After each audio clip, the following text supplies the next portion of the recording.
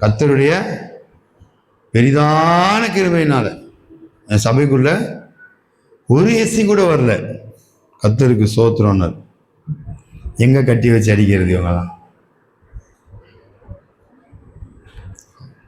அதுக்கு ஒருத்தர் சொன்னார், இதுல எஸ்சியெல்லாம் நம்ம நேசிக்கணும்னார். ஐயோ, அதெல்லாம் எதுவுமே கிடையாதுயா.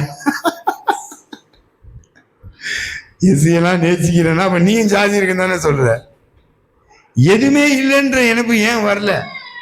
கர்த்தர் பிள்ளைகள் ஆயிட்டது உடனே மகிமை தேவனுக்கு செலுத்துற நம்ம இருக்கிறோம். தேவன் நம்மளை மகிமைப்படுகிறார்.